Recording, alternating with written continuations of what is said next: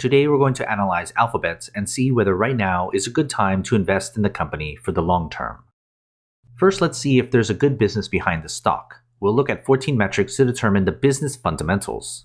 The first set of metrics deal with the company's financial health, with its projected earnings growth for the next 5 years, its profit margins, its effectiveness, which looks at the company's returns on equity, assets, and invested capital, and then the employee value, which looks how much value the average employee adds to the business.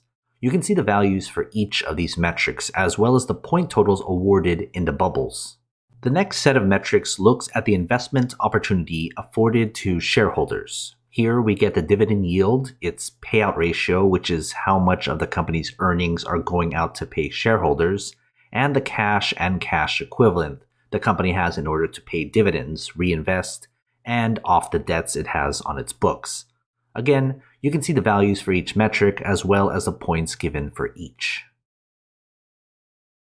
This third set of metrics deals with the valuation of the company's stock based on its business. Think of the P ratio as a measure of speculation around the stock. We want them low. The PEG ratio adds earnings growth with the PE ratio. Then the 200-day simple moving average is the average stock price over that period. We want that low because it means we have a cheaper stock price. And then short float is basically how bearish other investors think of the stock. For these 4 metrics, we want the values to be as low as possible. That will give us a higher point total within the bubbles. And the fourth set of metrics look into other relevant data. First is the stock's performance over a set period of time. Usually it's 10 years, but if the stock doesn't go that far back, we go with the earliest data up to 10 years. The quick ratio is basically how easy it is for the business to pay off its short-term obligations. We want that high so that it's easy to get rid of those debts. And then Wall Street is the average consensus rating Wall Street analysts give the stock, from a strong buy of 1 to a strong sell of 5. Again, the better values get a higher point total. Adding everything together, we divide the points awarded by the maximum points possible, which is 70. That gives us the business grade for the company. We want the business grade to be above 50, meaning it has a better than average business. But of course, we can't forget about the fair price and whether it's the right time to buy the stock.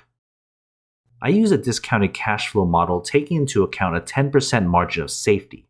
That translates into the company's fair price and how many percentage points above or below its current price the stock is. When we compare those numbers with the table below, we can see where the company's stock lies in its intrinsic value spectrum right now. Before we get to the final grade, join my Patreon and get access to every company I've analyzed so you can compare between all your favorite stocks. It's updated all the time. Go to patreon.com/growthshares or click on the link in the description. Finally, we can put everything together and to get the company's final grade. Adding the business grade and the fair price grade, we can see here the company's final grade. Anything less than 50 means it's not a good long-term investment. A final grade above 50 means it would make a good long-term investment if you bought the stock right now.